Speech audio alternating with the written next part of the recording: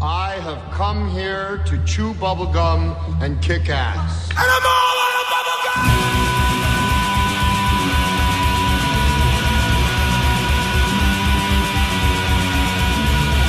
Astro Radio Z is a horror, cult, exploitation film podcast by filmmakers, critics, musicians, journalists, and fans for the film obsessed. Here is your host, Derrick Carey.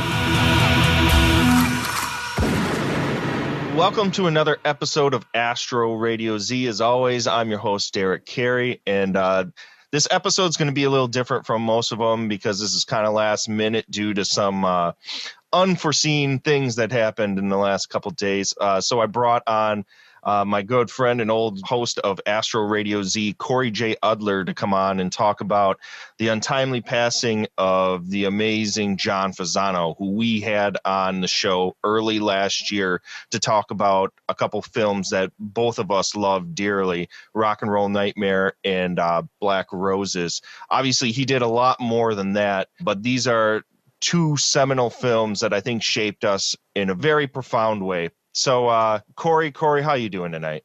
I'm good. Like you said, this kind of, the news kind of came out of nowhere, about John. And I was actually, I was online and I had read just a post from Heather Buckley, who does some writing. I had a chance to meet her at Cinema Wasteland last time we were there, and Blade had her in stitches. Of course, he's got that effect on people.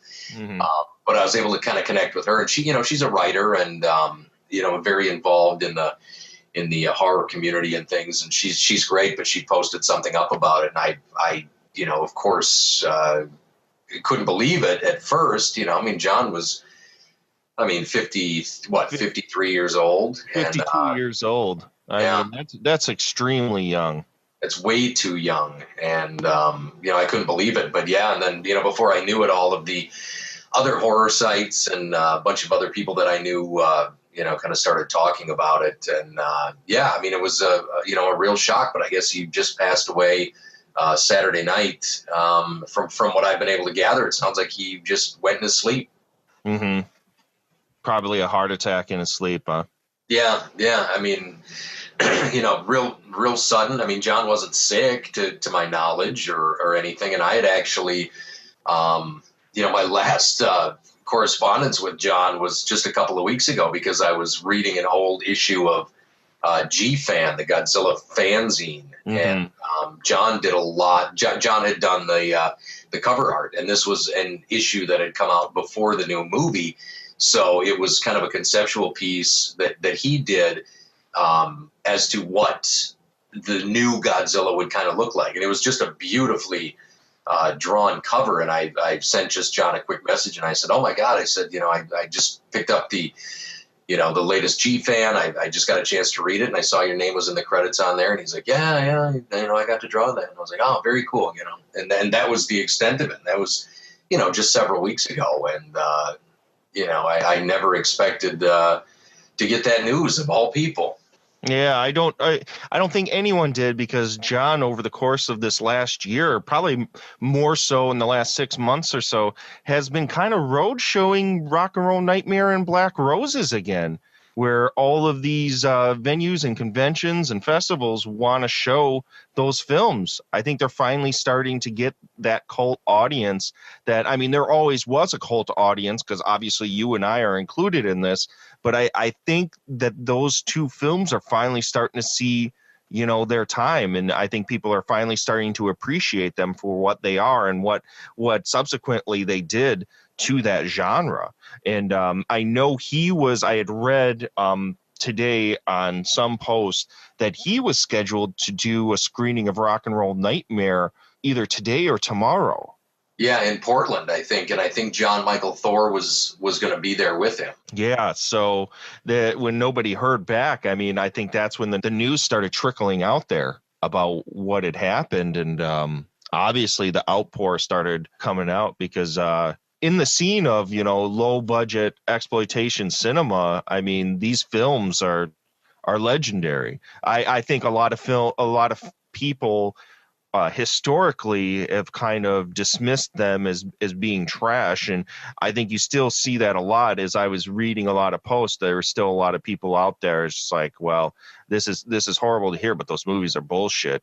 And it's sad to hear that, because I think, you and I both, and you'll hear this later in this episode, which I'm going to basically replay an episode that you and I did with John last year, where we interviewed him and basically gushed all over him about his movies for an hour or so. But there's a lot more in that, but because he gets into, how he was an animator, how he loved to draw and loved big monsters, and like you said, Godzilla and stuff like that. And just talking with him, and through the course of that interview, you kind of can grasp what a humble and receptive person he was towards fans. He didn't look down on them. He understood what his movies were and how they were received. And even though for the most part he got a lot of fans because of the ridiculousness and maybe the ironic it's so bad it's good factor of like John Michael Thor in the epic conclusion of Rock and Roll Nightmare. Right. He acknowledged that more than likely that's why people were liking these movies, but he still was very appreciative of them and of anyone that actually, came and professed, gratitude towards these films. Well, and John, and you were talking kind of, how people ironically like the movies. I never ironically, that's always been the thing for me, is I got into, these crazy weird movies because, you and I, we're basically the same age and, the same interests and things, and grew up basically in the same city. But didn't know each other. But had no idea. We had to have crossed paths, or, sometime I had gone to the store and got mad that Robot Jocks was out, and I guarantee you probably had it. Yeah, I probably did. Back at the house. But, I never ironically liked any of this stuff. I mean, I love Black Roses. When I first had seen it, it was that VHS cover. It was that 3D cover, which we go into on the show, too. We kind of talked to him about that. That's, and now with the VHS collection boom going on now, that's a very popular sought after tape. Guys love that. That's that and the Frankenhooker talking box and the dead pit with the glowing eyes. I mean, when you think of that stuff, you think of that 3D Black Roses. And Absolutely. That was a movie that I watched, and it's got a sense of humor, and it's got great music, and it's fun, and it really doesn't take itself too seriously. The practical effects are a treat. And it came out at a time that I was into heavy metal, you know what I mean? And everybody was demonizing it. And it was the Tipper Gore and the PMRC. And, John just tapped into that so beautifully. I mean, it really, truly is a snapshot of my childhood. Yeah. And I always loved that movie. And that's a movie that I revisit like a tourist, a half a dozen times a year at least. Yeah. I've seen Rock and Roll Nightmare so many times throughout my life, and subjected so many people to it. And for the most part, most people are receptive because they get what it is. And I think that's why these movies endure, is because there's a gleefulness behind them. They're not mean spirited. They're there to have fun with, and celebrate this music that I think a lot of people, just kind of toss aside as, this glam type stuff. And honestly, I grew up with that shit, so I loved it. John Michael Thor, he's such a presence on screen, and Black Roses is just such an amazingly fun, unpretentious film. That's all it ever was. And John, to his credit, made those movies. I mean, I think he only has a half a dozen or so directing credits. I know that he had done a movie with Lou Diamond Phillips, a couple of TV movies. But John, his career has spanned 30 plus years. I mean, he's a writer. He wrote another 48 Hours with Eddie Murphy and Nick Nolte. I mean, he was, writing some of he wrote one of the Sniper movies and the Darkness Falls. Yeah. And Universal Soldier, and he was a writer for a lot of TV stuff. So John made, a great career out of doing all kinds of different things. And a lot of it was fantasy, or horror in some way, but he did a lot of action movies, writing and producing and things. So John's got, a laundry list of credits, and he was a working man's writer, director, producer. And, he genuinely seemed thrilled, when we talked to him, right. That we weren't coming at the two movies, Black Roses and Rock and Roll Nightmare. I mean, we weren't coming at it going, geez, John, where the hell was going on in these movies? What were you thinking? Right. I think he could tell that, these genuinely meant a lot to us. And, leading, past that, and, we talked about this before we started recording, but, you and I kind of, as we went along, we took it to a little bit, our love of it. And of course, John's kindness and his being receptive to us and ideas and things. We took it to a different level as far as we could with the idea that we had. Yeah. And this is something that we're not going to get too into, because obviously if it were to ever come to fruition, we don't want to let the cat out of the bag completely. But you and I have been making on and off for the last 2 years an anthology film called Hole in the Wall. Right. And because of this, you and I have decided, well, let's go ahead and let's try making another feature. And we had been tossing around a lot of ideas back and forth. Could we do a dark superhero movie? Could we do a gritty Texas Chainsaw Massacre style flick? And then it all of a sudden dawned on me one day. It's just like, dude, let's make a heavy metal horror film. And the moment that we decided we were going to do that, we started pulling together a story. And then all of a sudden we were like, hey, we know John. Why don't we, for shits and giggles, pull together a treatment for a Black Roses 2? And over the course of a few weeks, it came together so fast. Oh, yeah. Like lightning fast. Like you and I were on the same page. It was just like we knew these movies, because originally it was just going to be Black Roses 2. And then I was like, well, hey, let's tie in both films, Rock and Roll Nightmare and Black Roses 2, and try to make this a spiritual successor to both of those films. Yeah. And so we pulled together our resources. We were contacting John Michael Thor, and we contacted a bunch of other people, and we put this treatment together for Black Roses 2. And because we had done this episode with John, and you and I, outside of the episode, we're still chatting with John on and off, because he is such a nice, genuine guy and a fan of, some of the stuff that we're into, but he was very receptive to always wanting to chat. We got a hold of him, and we tossed him our idea, and he's a busy dude. So you got to expect it was going to take a little while to get back to us, and he did. And what would you say? What was the reception, Cory? From what I could tell, because I was half expecting him to just be like, oh, yeah, that's fun. Yeah, thanks, guys. Good luck. Whatever. But he genuinely really seemed to like where we went with it, because, and like you said, don't want to give too much away, but it was picking up so many years later, you know what I mean? Almost like current day, basically. Yep. And really taking the story of Black Roses and flipping it on its ear, like turning it around so that roles were kind of reversed. That's as far as I'll go with it. Right.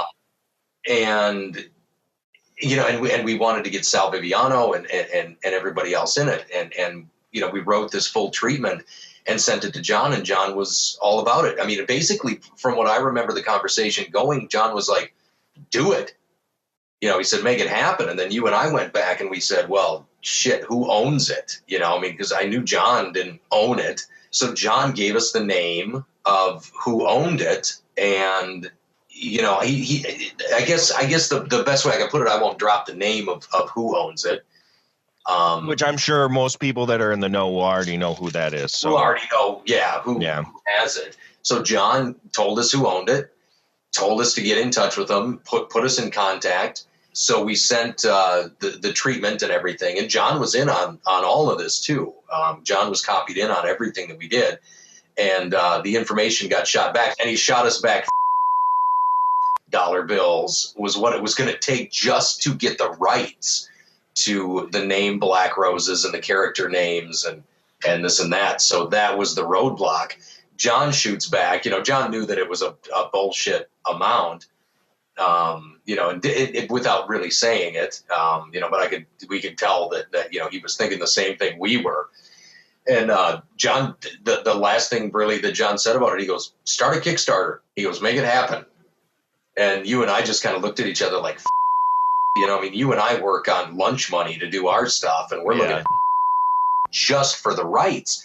And then to look at another $200,000-300,000 to do the movie justice the way it needs to be done. Yeah, absolutely.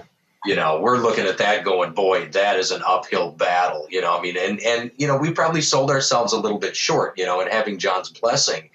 Who knows, man? We may have been able to raise that money for that movie, knowing, the fan base that John has now and had, and the way the movies have endured over the years. I don't know. Yeah, I think, it's still, because you and I have kind of flipped it and decided to go a different direction with it, but still pursue what we originally had thought. The satisfaction of knowing that John took a look at this treatment and literally gave us his blessing. Yeah. And was like so proactive and helping us get a hold of the right people and trying to figure this out was very touching. Yeah, it was huge. For me, because I've admired John since I was a kid.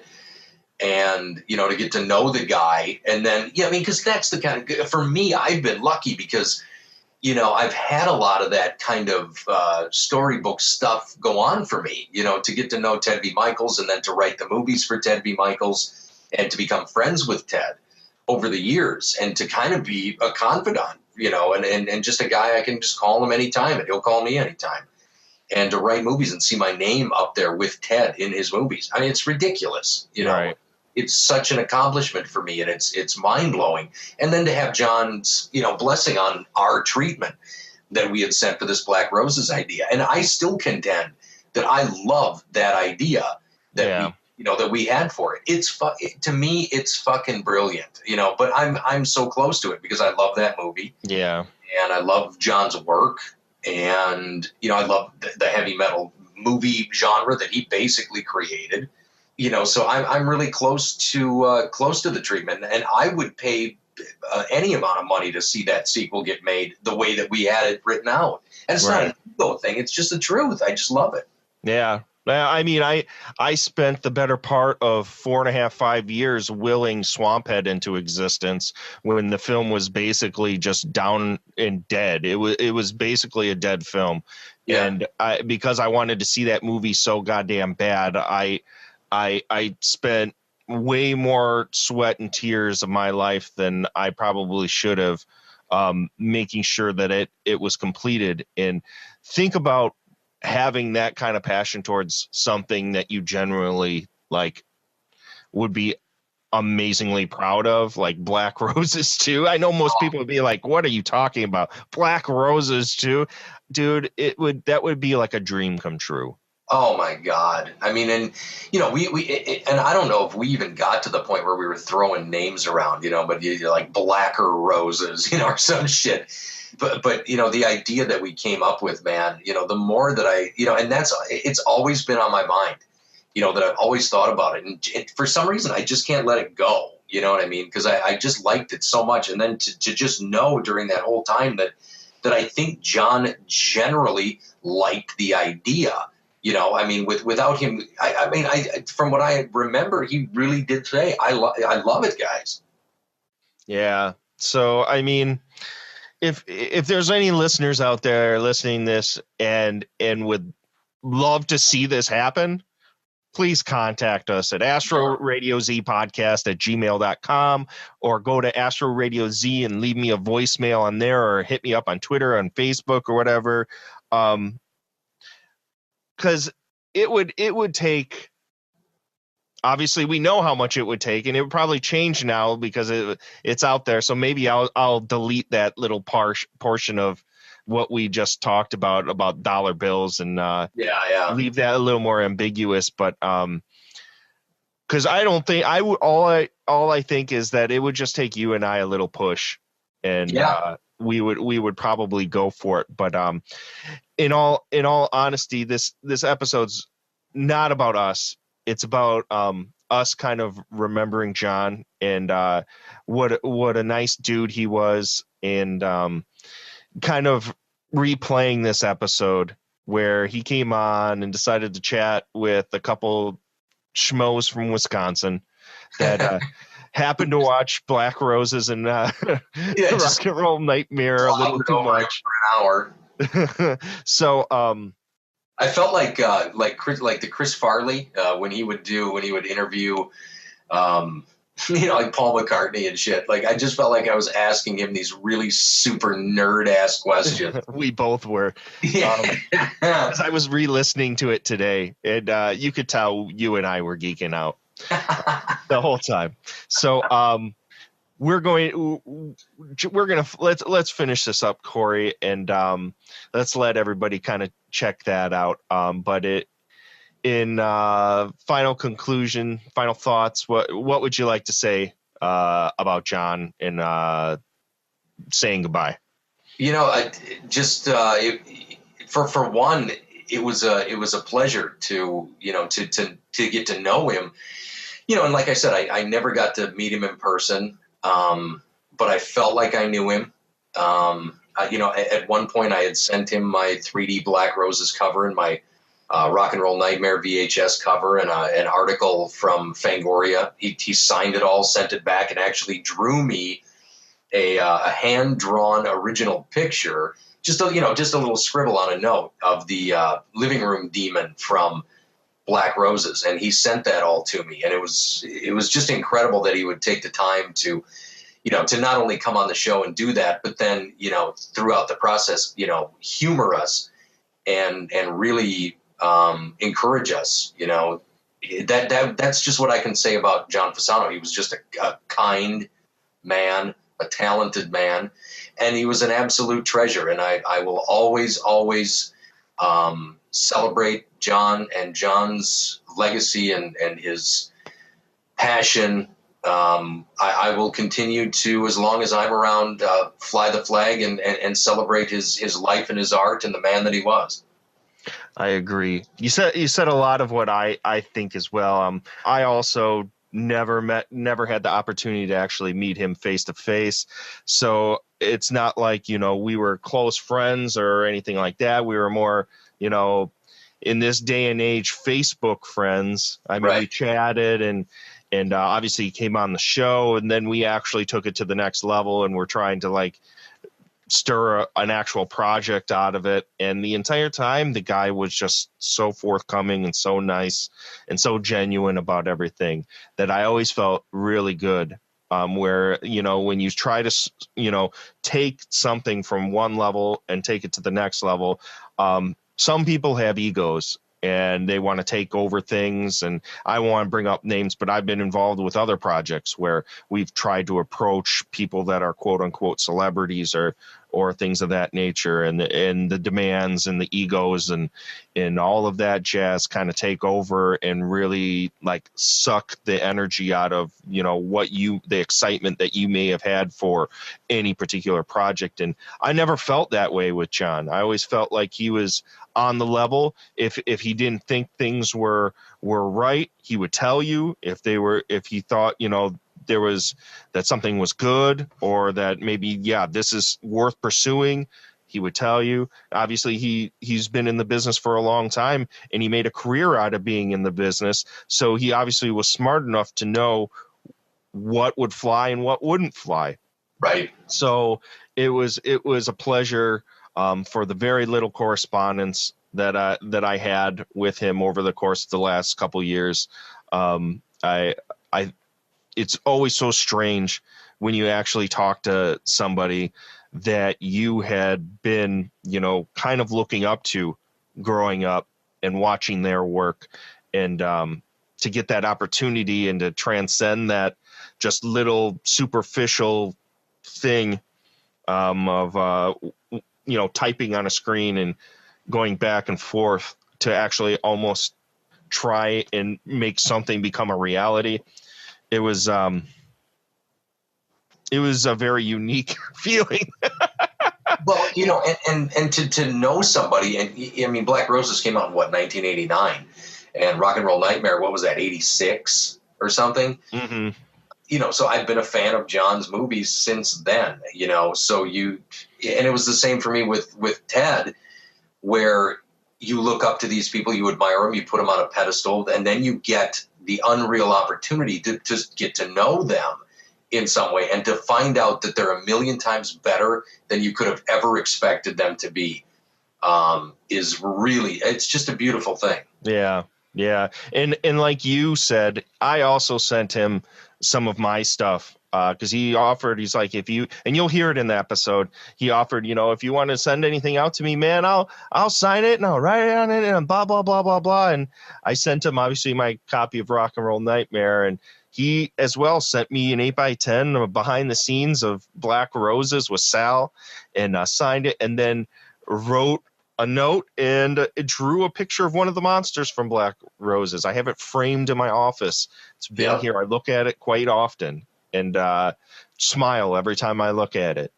So just in closing, it's very sad to hear a man die so young in his life that, kind of was a molding and shaping figure in two schlubs from Wisconsin's artistic endeavors. So hope you guys like the episode you're going to hear, because I think, John is an incredibly entertaining character, very intelligent, very quick, very sharp, and he'll be missed. So rest in peace, John. Yeah, love it, John.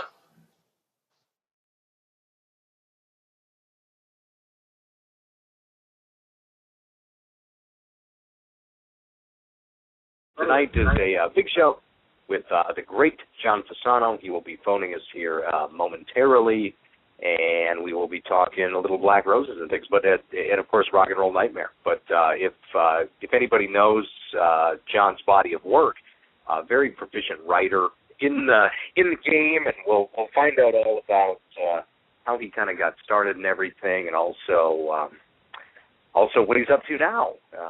Up to a lot of very exciting things. So, great guy. Looking very forward to it. Of course, we'll have to talk about the Veronica Mars movie, which is ridiculous. I mean, it's so annoying. I mean, and that's the whole thing with those, Kickstarter and Indiegogo and all that stuff. It's like, you know what? And everybody will point to this and say, "Look, what a success!" Of course, Indiegogo and Kickstarter work. And yes. Asshole. I was not a network television program for 6 seasons. Yes, exactly. And, you know what I mean? So give me a break. People are so shocked by it. I was just like, there was like everyone posted that damn link for Veronica Mars, and I'm like, oh, really? That's a huge shocker. It got funded. Yeah, exactly. It took 30 days. It got $2 million. I'm like, well, it comes with a built-in audience. It's got Kristen Bell, who's basically a nerdgasm, just in human form, and so but that's what it's going to be. Everybody's going to point to it and say, "Look, the Indiegogo, it worked for them." Jesus, Incest Death Squad 4. Well, we do have a guest on the line. We have a guest on the line. Is this the great John Fasano joining us? It is the near great John Fasano. John, thank you so much. Welcome to the show. Thank you. I'm very excited to be on. I'm going to take this as the opportunity to announce my friend Jim Cameron just called me. He's doing a Kickstarter for Avatar 2. They just have to raise $300 million in 30 days. You're kidding. Oh, no problem. I think it's a no-brainer. I don't think he's going to need 30 days. I know, and the levels are great because you give $5 and you get like a picture of Jim. But if you give like $500,000, you get a signed copy of the script. So that's really. Oh my God! Yeah, and if you give $1 million, they come to your house and paint you blue, with so that you can go out for Halloween as one of those ridiculous knobby characters. I think one of the perks needs to be a nude pic of James Cameron as a Navi. I mean, what is the dollar amount that would be attributed to such a fine? That's a $20 million. Talk about blue balls. Literally. I have a lot of friends now that think that Kickstarter and Indiegogo are like, I mean, not because it's Veronica Mars thing, but for albums. And I heard that some video game geeks who had like one successful video game 10 years ago had done Kickstarters and gotten millions of dollars to develop another video game. At some point, the SEC, the Securities and Exchange Commission, is going to look into exactly why this isn't investing in a film. Yeah, right. You can't invest in a film like that. You actually have to, have a registered corporation, and there's nothing that says you could. I mean, I'm still waiting for my T-shirt from the Liberator, and there's nothing that says you can't give money and then never, ever, ever see anything. If they never make the movie, if they make the movie and never finish it, then you're not getting a DVD of it. But or they just take the money and they run, or they don't even bother to make a movie. They just look at it. Well, there's a lot of there's researchers that have been trying to fund inventions and stuff like that for years. It's been one of those things where I think like about 3 years ago they had some people investigating, a couple guys that had taken probably, let's say, I think it was like a $2 million Kickstarter fund, just the startup cost to start research on a product that may never actually end up coming to fruition. Well, I'll give you the way to make money off Kickstarter. Here's what you do: you do a Kickstarter. You say that you need $10,000. You get to about $6,000. You put up $4,000 of your own money. You get the $10,000, and you keep the $6,000 that the people donate. Mm-hmm. And you send them updates. Saying the film is in development. The script is almost done, and then after a while they forget about it. They forget that they gave you $100. Did you ever see that movie, The Lady in White, with Lucas Haas? It was a great, great movie. That LaLoggia directed back in the 80s. And Charlie LaLoggia, that was his cousin or brother, I don't know, was a stockbroker in, Buffalo, New York, Rochester, that's what it was. And he actually went out and raised the money to make that movie with what they called penny stocks. Like he did a public offering on the stock market and said, we're making a movie and we're selling these stocks at $1 a piece, and raised, the $2 million back then to make what was an excellent, stylish thriller that's better than most of the crap we see now. And, that was terrifying to those guys because if they couldn't finish the movie, they had hundreds and hundreds of people looking for them. Looking to get their money. Oh my gosh. Yeah. I mean, how many projects are there on Indiegogo and Kickstarter and all in, different levels of maybe never being completed or never seeing any ever coming to fruition, and something like this comes out, and I mean I don't know. I mean it seems like kind of a slippery slope. I mean I have always in my career made a film for someone who asked for it. I have never gone out and asked someone for money unless I knew they wanted the movie, right? Right. I mean, it's been my philosophy because if somebody, they've got to have a dog in this hunt. That's a mixing metaphors, right? Right. It's like when I did Rock and Roll Nightmare, which cost $53,000. They put up $53,000. I put up everything else in terms of work and made the deals with everybody because the budget was supposed to be $100, right? I put up $50,000 in services, right? And but I would not have gone out and got $50,000 from people that weren't a distributor, that didn't know what they were going to do with it when it was done. Mm. Right.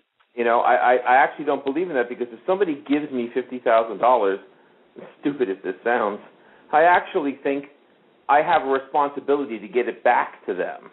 Mm-hmm. Yeah, I mean, you feel, and that's, always been the thing, for me just personally, my little level, but I've never felt like going out. I mean, and I'm as guilty as the next guy at doing it, but I've raised about $150 doing these for 4 movies. And here's your DVD, and here's a T-shirt, and here's some shit. This is about as good as it gets. Here's what's really cool for the 8 guys that are listening, the ones that are not masturbating, right? So the 8 guys that are listening tonight, because I have a big fan base of masturbators that listen to me. That's all ours is. The jerk squad, we call them. No, for the people that are listening, this is what's so cool about right now in history.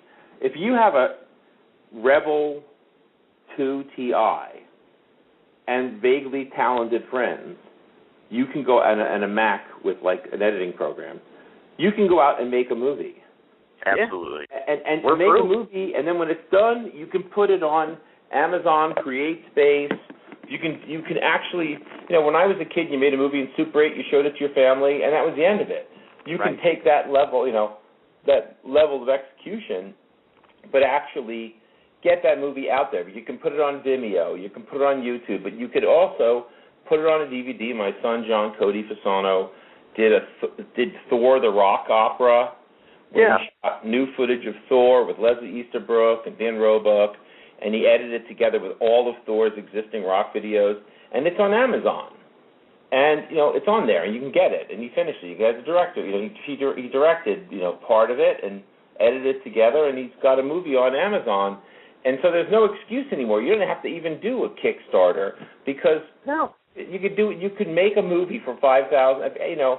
You call your uncle that's a dentist. You say, I need $5,000, and you could get noticed from that. That didn't exist when I was a kid. We were still using regular 8 when I started out. 8 film, which was 16-millimeter film that you shot half the movie and then you turned the roll over and shot on the other 8-millimeter. Right. I know you guys remember that. You were not even sperm at that point, so. Well, and you were, and at that time too, it's not like you have developing costs anymore for any of this footage that you're churning in. It's all binary. Hard. Yeah. We used to shoot a movie. We'd shoot a whole weekend, bring the film to the developer, wait a week, and next weekend find out that none of it came out. Yeah. And we had to reshoot the whole thing. Now these kids. I watch these kids, they shoot one shot, and then they look at it on the back of the camera, and I'm like, don't look at it, keep going, Right, yeah. Don't look at it, keep going. And my son, John Cody, again, about my son, he just did second unit directing on Michael Rooker's movie, Penhurst. And he had a guy, he and this other guy went down into the catacombs of this mental institution with a 7D and shot interstitial material for the movie that's in the movie and looks great. They had like a flashlight, a guy dressed like the killer, and a Canon SLR, and it's in the movie. So, it's a different world. I did a movie for Hallmark last year called Hannah's Law with Sarah Canning from the Vampire Chronicles, Billy Zane, Danny Glover, Kimberly Elise from the Manchurian Candidate, right? And there was a TV movie, to Western, for Hallmark Channel, and some of the shots in the movie, like 2 or 3 of them, I shot with a 5D Mark II, like laying on the ground behind a water trough, and they're in the movie. And the rest of the movie is shot with a red, and it's just the people don't get how we can get HD quality, which is much higher quality than Zombie Nightmare was shot with. We can get HD quality, with a camera that costs, $600. So, right. Really. Well, and that's even, taking a look back. When you first started doing movies and things, and I remember talking to Kevin Tenney, who did Night of the Demons, and he basically said, that was back at the time where, like you said, somebody would give you X amount of dollars to make a movie in the hopes that they were going to see a return on the investment. But you also had the pressure then at that point of proving to them that you weren't going to deliver something that wasn't going to make any money, that they weren't going to see again, that it wasn't going to sell. I know, and that's the, you got to remember that when I started out, when I did Zombie Nightmare and Rock and Roll Nightmare and Black Roses and The Jitters, there was a huge explosion in Canada. It was terrible. People were... Oh, no, wait, no. There was a huge explosion of filmmaking in Canada because they had this tax break that they gave you. You shot the movie, and they didn't care if the movie was ever finished. So when I went up there, my crew was so happy because I would pay them like $1 a day, but I would actually pay them because they had just done 3 movies in a row where the guy said, I'll pay you at the end, and they worked like 20 days on a film, and then the guy never paid them. So it's like I had this great reputation with the crews because I actually paid them, because the big thing was deferrals. The guy would say, just work on my movie, and then I will pay you when I get distribution. But they didn't know that the deal was the guy got his money back in a tax shelter, whether the movie was distributed or not. So a lot of those movies, like Green Monkey and, The Carpenter and those movies, the original intention was to shoot them, and if they never got released, it was okay. Right. So that's what I. That's really not the case anymore. I mean, it's now, and like you said, I mean, the opportunities for anybody basically to be able to go out and make a movie, get some recognition. I mean, it's a completely different ball game, especially somebody who's, like you said, isn't using the tax breaks or Canadian tax breaks or state tax breaks or anything like that. Now it almost seems, I mean, and dare I say, it almost seems a little sometimes irresponsible. You also have a lot of these states, especially in like Middle America, that are really gun shy about giving tax breaks to filmmakers to come in. I mean, we here in Wisconsin had a great tax incentive that brought in one Hollywood film, and then immediately afterward, the governor said, you know what, that didn't give sustained jobs to the area. We're cutting this out completely. I know, and effectively killed film production. Yeah, but while the other states were giving money, your governor was rebating cheese. That was the problem. Hollywood movie, once you had enough cheese for craft service, you didn't need any more cheese. No, you get sick of cheese after 40 days on a shoot. A nice bathrooms last longer, but the processed American, no. And that's not what we do here. Boy, is that Gouda? What is that? Is that the head cheese, Limburger cheese? It's all kinds of. But seriously, this is all technically kind of a filmmaking and not about this is like about raising money. But the truth is, it takes money to make a movie that's releasable. In the usual case, as I said, you can make a movie for $5,000 with your friend, and it could be wonderful, and you can release it with Amazon letting you, if you have a cover art and you make a DVD master, you can get your DVD on Amazon. And as far as the audience, as far as the Amazon buyer knows, it's as legitimate as any movie that anyone else has got on there. So that's what's kind of cool. But it still takes money to make these movies, and you got to have. And you got to finish them. And the one thing I always said, too, a lot of guys that are coming out and making movies, it's almost a matter of that you have to say, if you are making a $5,000 movie, you have to go into it knowing that, A, when you're making it, you're making a $5,000 movie, and B, when it's completed, it's more than likely going to be treated by an audience as a $5,000 movie. Mm-hmm. So you almost have to kind of know when you get into it that your chances of, being the next Paranormal Activity or something are slim and none. I'll tell you something else that exists now that didn't exist. Like when I did Zombie Nightmare, we had like $20,000 or $25,000 in the cast for a name, and they said there's a list. It's Adam West, it's Leslie Nielsen, it's Lauren Green. There were a bunch of guys at that time that would come up and do one day for $25,000. And you'd shoot all their scenes in one day and cut them through the movie. Well, now SAG has an ultra-low budget contract so that if Brian Dennehy wants to do your movie, your $5,000 movie, you can pay him $100 a day. Right. And the idea is if the film ever gets a big distribution, you got to pay him what he would have got if you really got it. But the idea that you can go out, and I went on this set of this Chinese Western they were shooting in L.A., and there was like Andrew Stevens and Stella Stevens and Martin Coe from The Karate Kid and Lorenzo Lamas. I mean, there was like 20 people there that you've seen in movies in this cast, and all of them were working for $100 a day. Wow. Because it's better than sitting home that day. Right. You know, and maybe the movie comes out good. And if the movie comes out bad, you know, no one ever sees it. Yeah, so, and you still got $100. Right. Yeah, well, $100 a day, you know, and you know, that's kind of astounding. You know, that because, you know, you got to remember that they only want Gerard Butler and like 3 other guys to star in movies. Colin Farrell continues to work for some reason, right? You know, they've got 3 or 4 guys they hire all the time. Well, all those guys that were the stars of movies in the 2009s and 8s and 7s, they're not working. Right. You'd be surprised who you could get to be in your little movie if the script is good.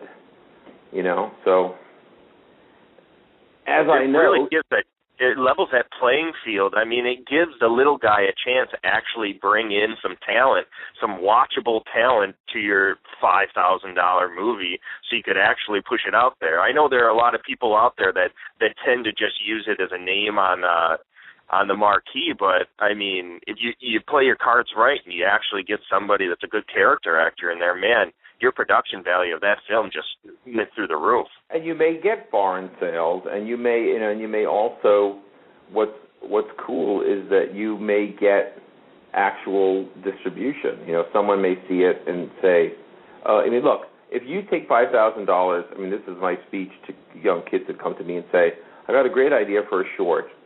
I need $5,000 to make this short. And I say, you're better off taking that $5,000 and making a really, really low-budget feature.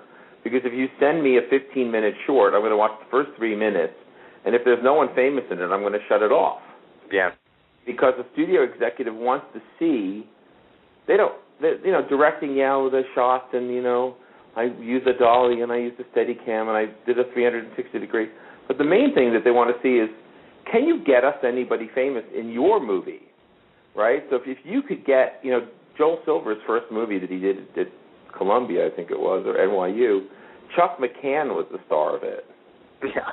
You know, and Marcus Nispel, the guy from Titanic, the guy from Pearl Harbor that isn't Ben Affleck. Who is that? I keep forgetting his name. We went to college, same college, SUNY Purchase.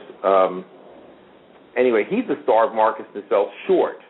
They got him noticed, and he was famous at the time, this guy. And so the studio says, oh, not only can this guy kind of direct, but he can get talent to be in his movie. So right. If you go out and get, like, you know, Sherman Hemsley and John Amos and, you know, put him in your movie, someone will say, hey, this guy, you know, went out and got Jimmy J.J. Walker. He got all the living members of, you know, Good Times back together. He knows what he's doing. The wheels are turning. And John Amos, I saw him the other day, and he looks great. You know, of all the work he did in his whole life, it's like, I was like, no, Beastmaster. Yeah. Beastmaster, that's it. I'm only interested in people's genre credits. I've seen every movie ever made pretty much, but I'm only interested in the horror films and the sci-fi films. That's all that interests me. I'm not interested in the films where people are talking or have emotion. They're boring. And so kind of, you know, going back a little, back in time a little bit, how did you first get interested in making films? What kind of sparked your interest to want to become a writer-director? Well, when I was a little kid, I drew. I mean, like from birth, I drew, and I was the youngest member of the National Cartoonist Society, and I did public appearances with them, and I worked with, you know, the guy that drew Dondi and Bruce Stark from the Daily News, and Don Orehek that did the gag cartoons for Playboy, and Ed Goofy Miller, who drew the Casper the Friendly Ghost comic books, and they were all my mentors, right? And I drew, right? And so I figured I was going to draw. And I'm like 6, 7 years old, and my father takes us over to the cemetery where my grandmother and father were buried, and they're making a movie there. And they're making a movie in the cemetery, and what it is was John Cassavetes was making the movie Husband. Oh, wow. The opening scene is in our cemetery in Port Washington on Long Island in New York. And it turns out that John Cassavetes was like my father's best friend in high school. Wow. Art. You know, they used to sit at it was my father and John Cassavetes and a girl named Alice Mayo, who eventually married Peter Falk, because John Cassavetes said, meet my friend, whatever. So they were in high school together. So he came back to Port Washington to shoot the cemetery scene. So I have this 8mm footage of little me, 6 years old, and Ben Gazzara and Peter Falk and John Cassavetes, and my father throwing the football back and forth with them, and they're like handing me a cup of coffee and said, take a cup of coffee to Mr. Gazzara. And I'm a little kid, and I looked around and I said, this is what I want to do. And I went home and I took my father's Brownie 8mm camera, and I started making animated movies in the backyard, and I never wanted to do anything else except make movies. And when I'm not writing or producing or directing a movie of my own in L.A., when I first got here, now I'm tired. When I first got here, I would drive around L.A. and I'd see a shoot set up, because they're always shooting somewhere. You see these signs, crew parking, and I'd park there, and I'd walk over and stand on the set in the middle of the night and watch other people make movies, because I'm just enthralled by the process of it. A lot of people who make movies don't love movies. That's why a lot of our movies aren't as good as they could be. Right. They want to make movies because it's a way to make money and it's a great job and whatever else. But you love movies. And when as I grew up, I was the projectionist in the public library, and I got to show Jules and Jim and the Los Olvidados, the Buñuel movie, and so as I grew up, I would go to the theater. The movie theater was like 2 blocks from my house. I'd go in on a Saturday morning and I'd watch the crappy Saturday morning movie, one of the Legend of Boggy Creek movies, right? And I'd stay in the theater all day, and then I'd stay there till they showed the nighttime movie, because going home was a living hell. I just love the whole, I don't see as many movies in the theater these days because, crowds are terrible. Everyone's on their cell phone. I've never people cell phone ringing after the sign that comes up that says, silence your. They're spending millions of dollars on these cute commercials to tell you to silence your cell phone, and what people are doing is using their cell phone to text them to their friends. Look at this thing that says don't use your cell phone. Hardly. I go to the theater when the movie is like Avengers or Hobbit, where it's a movie that's big enough that I want to see it on the screen. But if it's a drama, I'll wait till it comes out on DVD. And that makes me sad too, because the process of going, you used to be able to go to the movies and sit there all day. Now they get you out, and you've got to pay for the next movie. And I'd love to go into a 8-plex and see all 8 movies, in one day. Then I wouldn't have to go to the movies for months. But I wait till they send them to me. Like now that I'm a big mocker, whatever that means. So I'm a kid. I love to make movies. I love Ray Harryhausen. The first movie I saw on television was like the Jason and the Argonauts, sitting on the couch with my father. The first, black and white movie I saw was The Creature from the Black Lagoon. The first TV show I saw was Batman. So right now I'm in my office, and I'm staring at my wall of shelves of masks and models and props, and there's 1960s Batman, Ray Harryhausen characters, and The Creature from the Black Lagoon. My first 3 influences have really stuck with me through my whole life. And so I wanted to grow up making horror movies, and I've gotten to make a few, but not as many as I'd like to. Well, that first smattering of films that you were involved with, like Blood Sisters and Zombie Nightmare, and obviously your 2 heavy metal horror films that we just adore. Some of my favorite films of the 80s, to be honest. We're the 2 guys. I finally met you. Oh. Yeah, we are the 2 fans. We have been supporting those films for like 10 years now. So my wife, she thinks I've spent way too much money on Rock and Roll Nightmare, but that's neither here nor there. Impossible. No, right. So what brought you around to finally getting that opportunity to start making those horror films? Well, it's really interesting, because what happened in the 80s in New York was that there were a lot of guys making porn movies on 35 millimeter film, which is what they were making porn movies on there on the East Coast and the West Coast. And then this thing came out called video. And they started making these movies. You know, guys used to make these porno movies for like $100,000 and shoot them in 35 millimeter and put them into theaters. And when VHS really hit it, they started making these movies for $10,000. But there were companies like Real Time that did Blood Sisters that had millions of dollars of 35 millimeter editing, sound striping, sound editing, mixing equipment. They had a whole studios they'd set up to make 35 millimeter movies. They were making porns. And they all decided to switch to horror movies because horror movies are the porn of regular movies. You know, somebody killed every 8 minutes, just like someone has sex every 8 minutes, you know. And it just so happened that I had graduated from college and gone to work for this company painting their movie posters, again, because of my drawing ability, right? And I painted the movie poster for Tenement, and they were just about to start their movie Blood Sisters, and the script was terrible. There was Walter Sear and Roberta Finley, and Roberta's husband had been decapitated by a helicopter, and he was the director. He directed like the Snuff movie and stuff, and she just took over as the director because she had all the equipment. And they were going to make this movie, and it was about this guy. At the end of the script, this guy gets taken away with guys with butterfly nets. You know, that's how she thought mental health was then.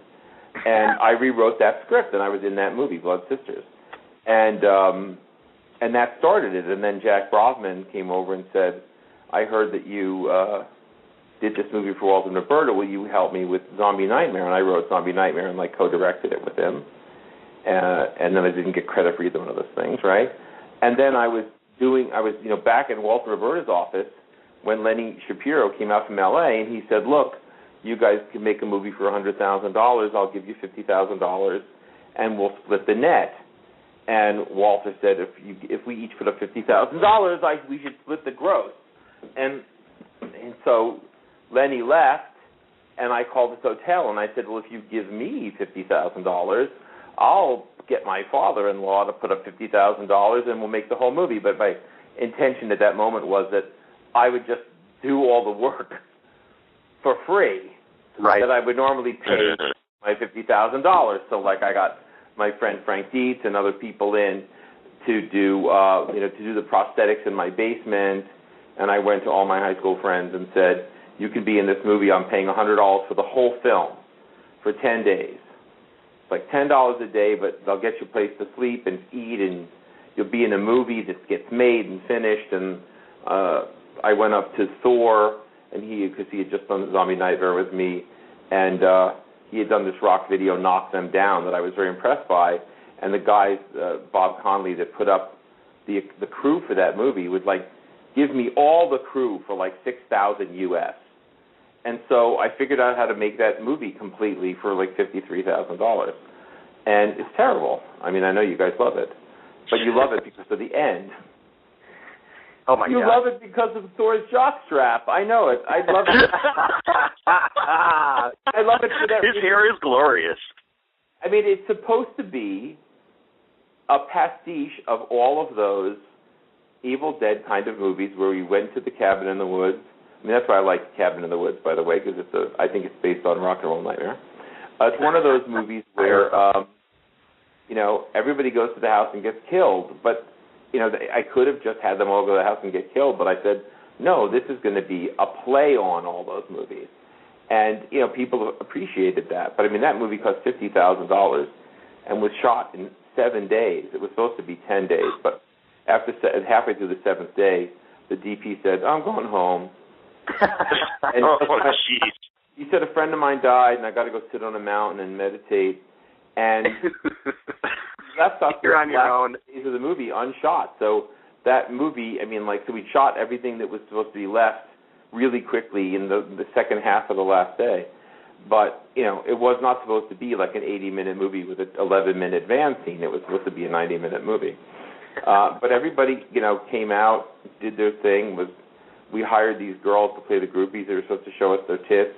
They showed up at 2 o'clock in the morning, got to the point where they're supposed to show their tits, and said, the guy that hired us said we don't have to show our tits. So all my friends from high school had to do kind of racy nude scenes, which they didn't appreciate, and I didn't appreciate because Lenny had said to me, I need 8 tits, I need monsters, I need at least 4 songs and an album. I was like, I can do it for $50,000. I mean, like, yeah, I understand what it costs to make a movie on film. To say that I could do that for $50,000 was like I had more balls than brains. But also because the way they used to make these movies, you shoot the negative, then they'd make a work print, right? You put the negative away, and then you'd cut the work print in the editing room, and then an editor would go back to the negative and match it up to the print you cut. Well, printing the print costs money. So I said, let's just take the negative and scan it into video, and I'll go edit it at my house on 2 VHS machines. Wow! Until it's edited the way I like it, and then on each frame of the video, we burned the frame of that reel where of the film was. So except for one shot when they're walking out to the lake where it gets close to the flash frame, the negative cutter perfectly matched my VHS edit with the negative. So there never was a crazy. And we were like the first people to do it like that. And that's how they do movies. But like that was really cool. But that was really cool because I couldn't afford it. It wasn't cool because I was like, I know what I'll do. I'll edit digitally because it's the future. I was like, I can't afford it. This is the only way to do it, you know. And I'd been so completely burned on the guys who edited Zombie Nightmare, who used the actual camera negative to cut the trailer together. So all the best shots in the movie are in the trailer, and then those shots don't exist in the movie. In the movie? Oh, no. Jesus. Use the actual negative from the movie. Oh, Jesus. But Rock and Roll Nightmare, I mean, like, the thing about Rock and Roll Nightmare is Thor's songs are great. And the fun that you have watched, like Energy, if you think it's fun to watch that sequence, you should be there because, you know, every time, you know, I mean, I'm surprised I'm not in the movie because all the films I've done that have, like, concert scenes, I am, every rehearsal right up till we start shooting, I'm on the stage, I'm singing at the top of my lungs, I'm dancing around like, you know, a retard with fire ants in my pants, you know, I'm totally there because it's just great. It's great. You know, when you make a movie and you have a scene like that, you know, they play back the song and everybody plays to it. It's that's why I love. I mean, I hear Energy and I get all excited. You know, you give me energy. Anyway. Well, you can tell the love that you have for that music. I mean, it just, especially in Black Roses. I mean, that movie, that intro, that first concert sequence is so high energy and so fun.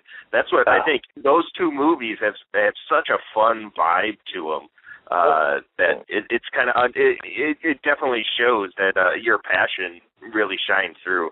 I enjoyed that whole scene. Every time I made, here's the thing too, gotta remember this, like, every time I made one of these movies, I didn't know if it was the last time I was ever going to work again, right?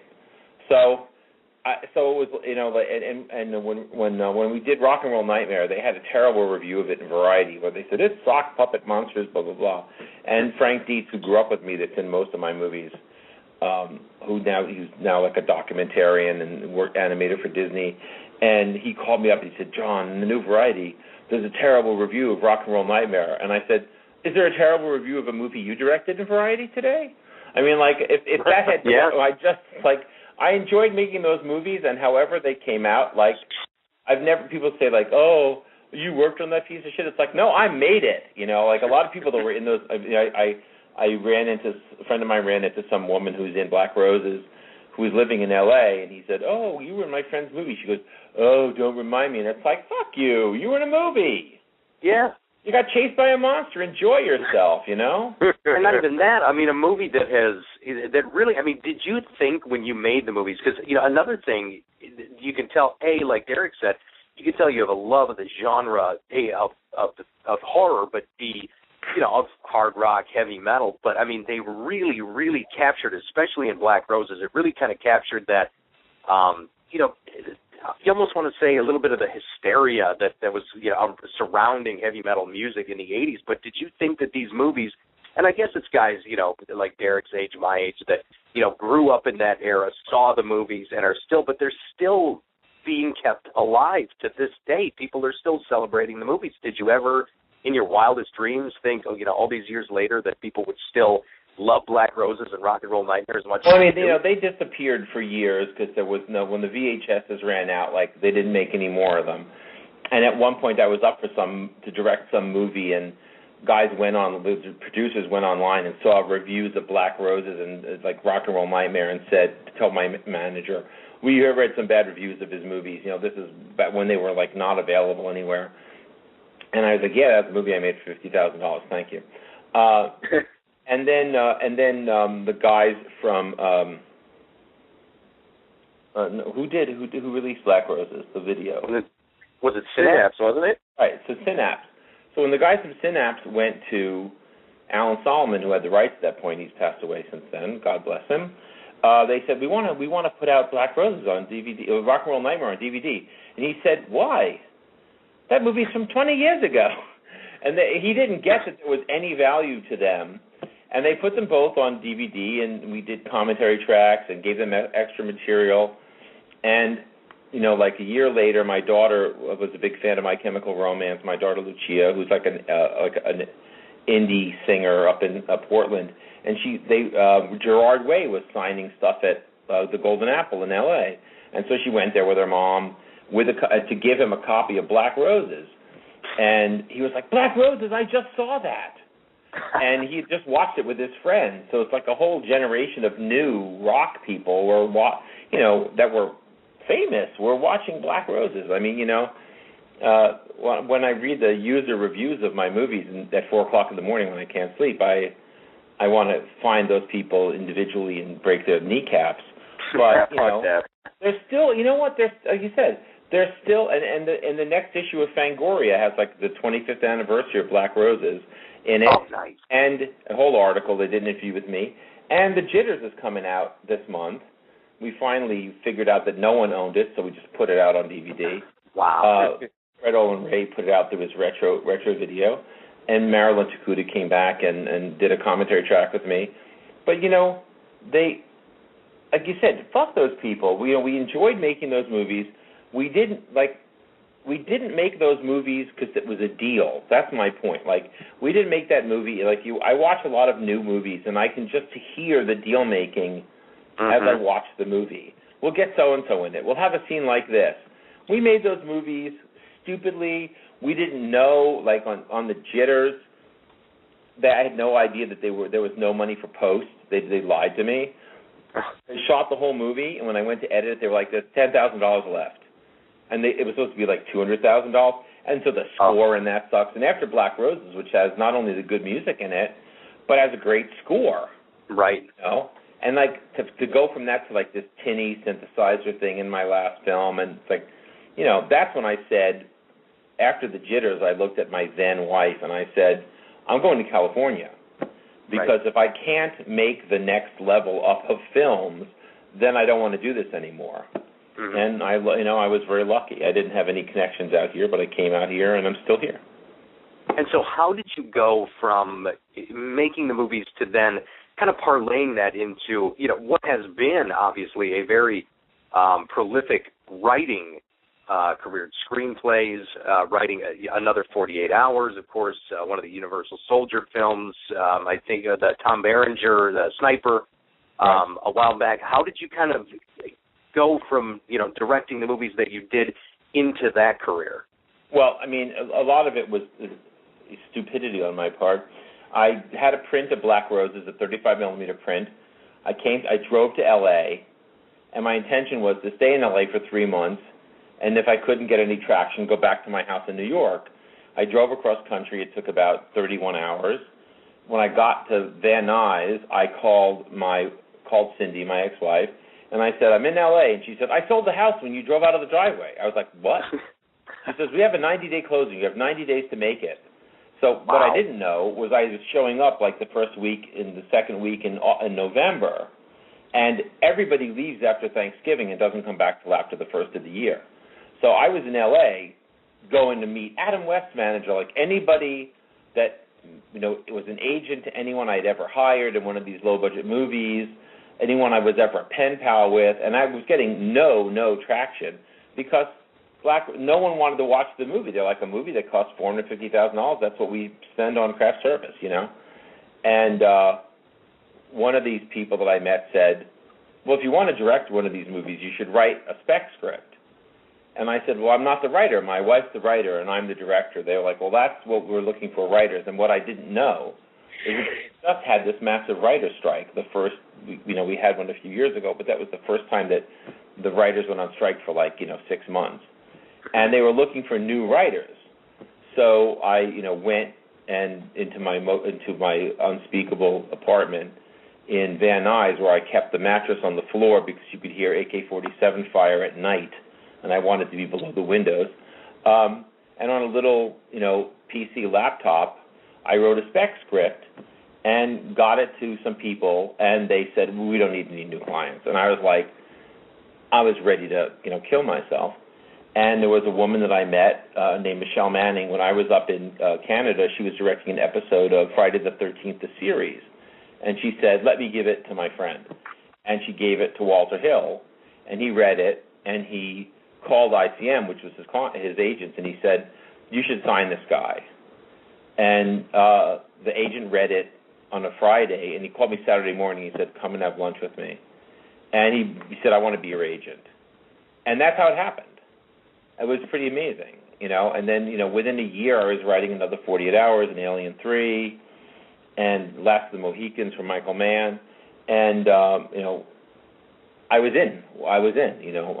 He sold that script for a lot of money that I wrote. They never made that one. But I was, once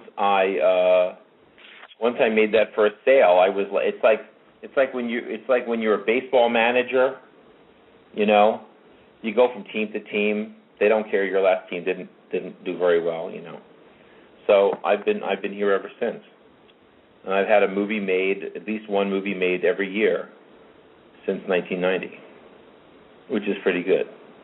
Yeah, which is amazing. I mean, you've had an obvious success throughout with everything, of course, making, directing, writing. And as far as directing goes, what can we expect from you soon in the future? Are you planning anything, getting back in the director's chair? Well, early on, they asked me to direct a movie with Kid and Play. Nice. And the first month I was here, and my agent said, you direct that movie, it's going to take a year, and you're going to make X amount of dollars. But if you write, you can make so much more money.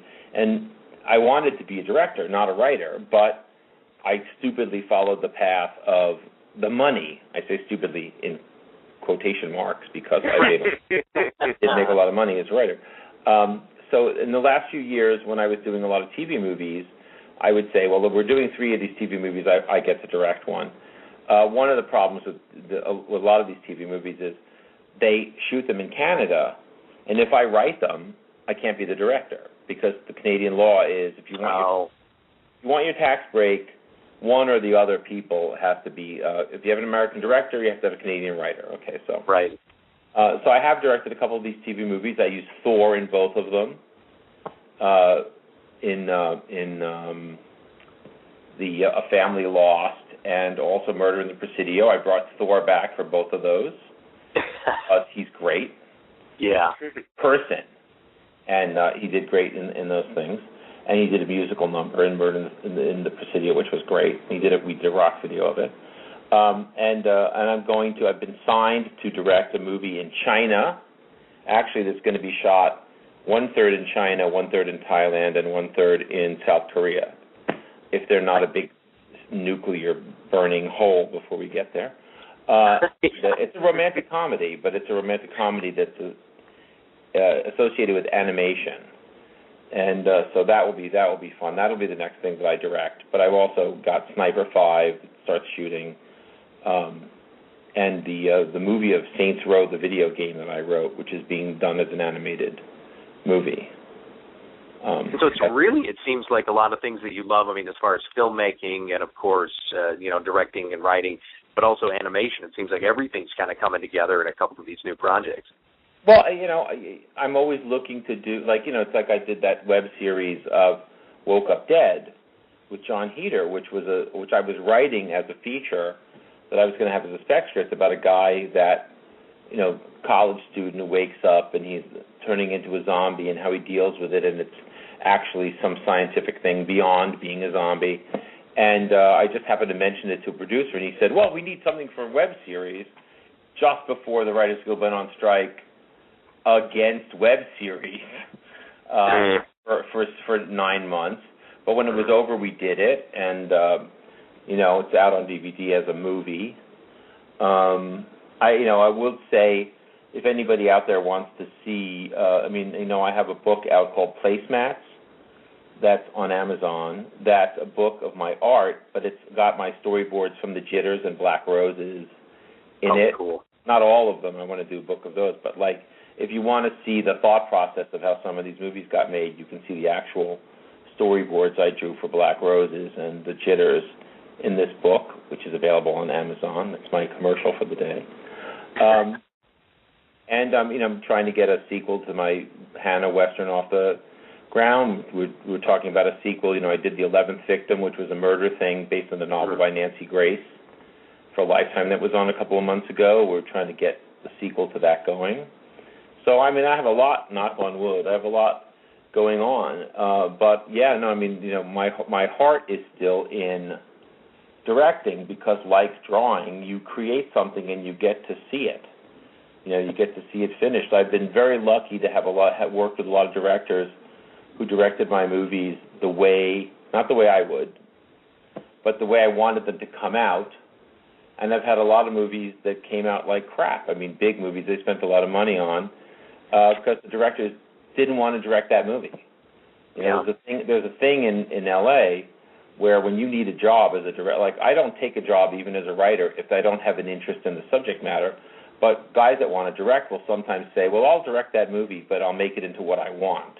Mm-hmm.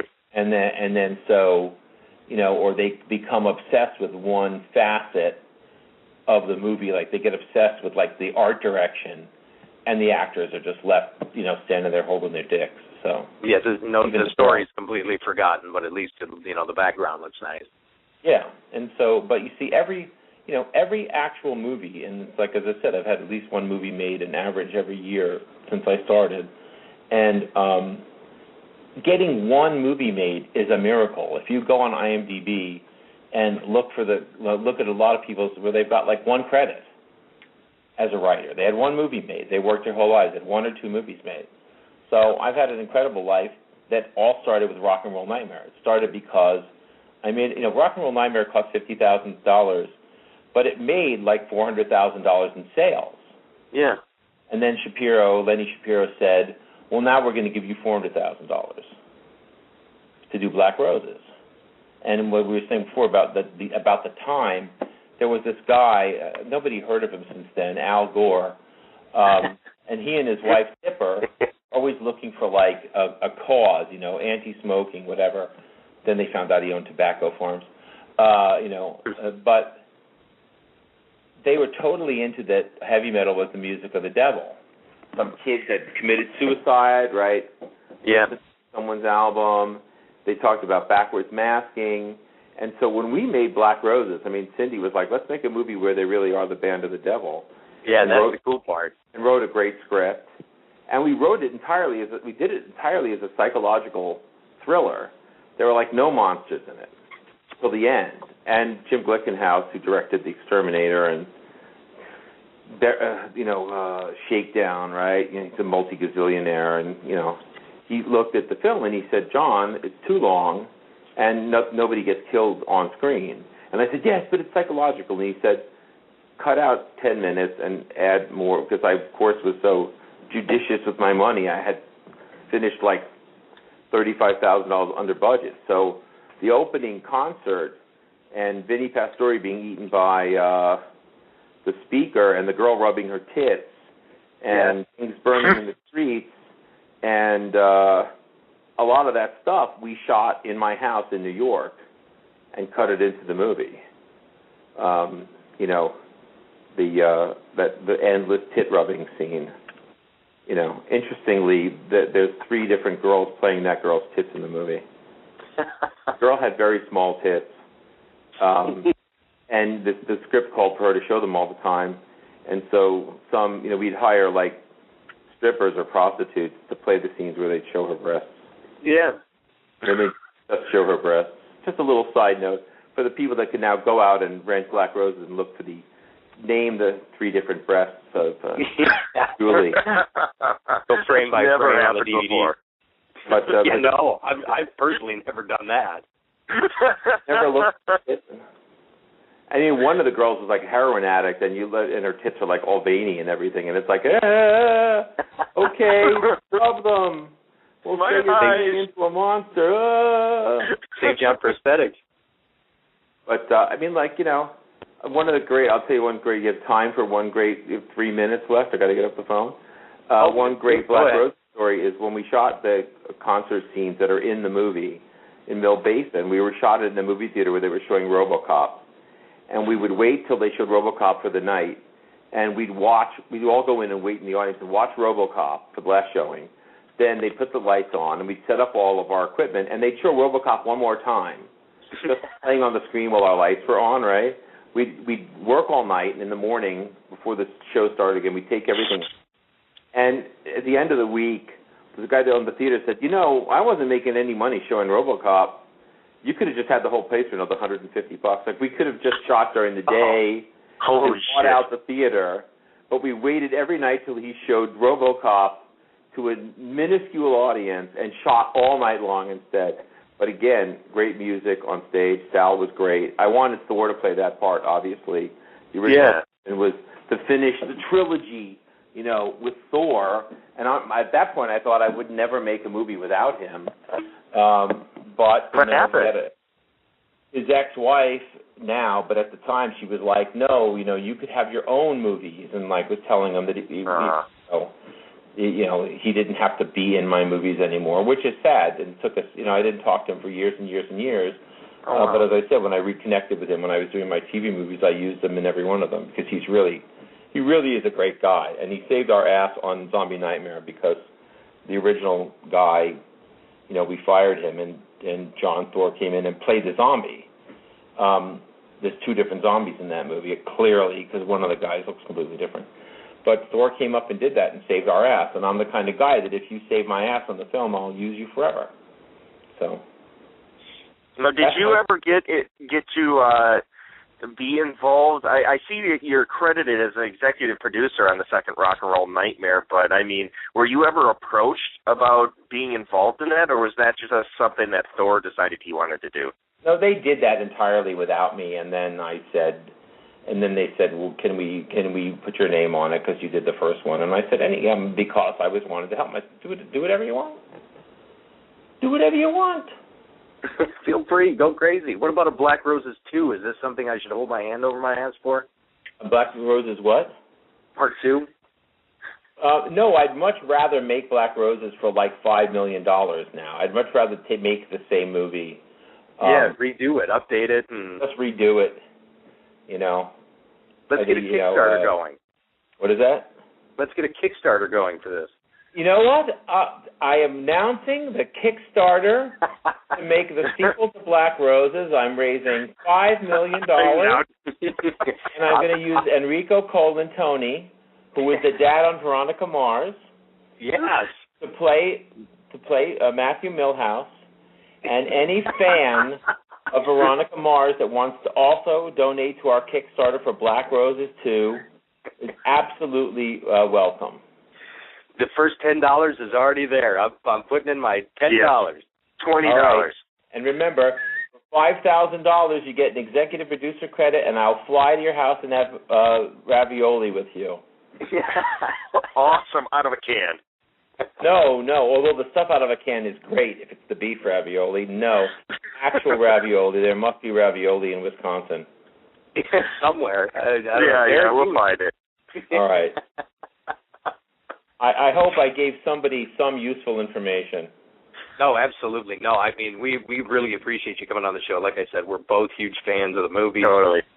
You know, and it's been a pleasure to have you on. So where, you know, go ahead and plug away. Where can people find you? Where can they find more information about what you're up to? Well, they should go on Fangoria. They should go on Amazon and put in my name and buy everything that comes up. Perfect. DVD and Blu-ray. You should have all these movies on DVD and Blu-ray. The Jitters is coming out this month, and it's the only time you'll ever be able to see The Jitters on a halfway decent DVD. You should get my book, Placemats. You should get my novel, Evie and the Golem, that's on Amazon as well. I mean, basically, they should just head to Amazon, and I track the sales. So I will be able to tell if this appearance got me. And you guys have to buy Placemats because you will love to see those Black Roses storyboards and see how hard I worked to try to make the film look just like them. So. Well, and I actually had one more question. The cover, so I mean, I'm guessing this was something the distributors came up with, but the cover art that was kind of raised up to 3D that you would push and it would play the song, whose idea was that? That was the distributor's idea, and that was genius. Oh, it was remarkable. Absolutely remarkable. Fucking genius. The 3D. They did two CDs in the day, and we talked about doing when Synapse did the DVD. We toyed with doing a 3D cover like that, like a cover, and they just were like. Did they have a slipcase that was 3D though? I mean, it was like an embossed thing where it wasn't necessarily like one of those, you know, turn. It wasn't the whole things. case. It was like something. It was almost like it was stuck to the front. You know, it was a separate vacuum-formed plastic version of the poster, glued on the front of the frickin' VHS. But it was too expensive to do in the modern DVD, and they were probably afraid that they were not going to sell enough to make up for the difference. So. Yeah, for the printing on it. I mean, and I'm telling you right now, if you've got a box of those things, you can go on eBay. Those things are going for like $50 a piece now. Well, again, as you know, get on eBay, get on Amazon. Anybody that buys something that I directed and wants to send me the slipcase through you guys, and I'll sign it and send it back, and they'll have an officially John Fasano signed DVD or VHS of their favorite rock and roll, heavy metal, comedy horror film. So, does that go for the host of the program as well? The host of the program, you know, because that way I can tell what you actually own. You say you're big fans, but I won't know till I do the signing. Then I'll know if you're telling me the truth. Okay, Absolutely. John, I'll buy 2 more copies of Rock and Roll Nightmares if I haven't bought enough copies of the damn movie already. But for you, I'll buy 2 more copies. Okay, so for you host guys, I will get Frank Dietz and Jim Sorrell, who played Stig, to sign your Rock and Roll Nightmare DVDs as well. Beautiful. And you are not getting that deal anywhere on Earth. So That's pretty sweet. Finally, this show gets me a perk. Yes.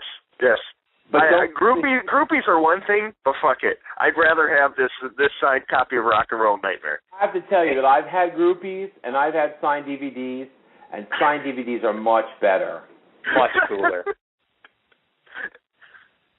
Signed DVDs last forever. They do, man.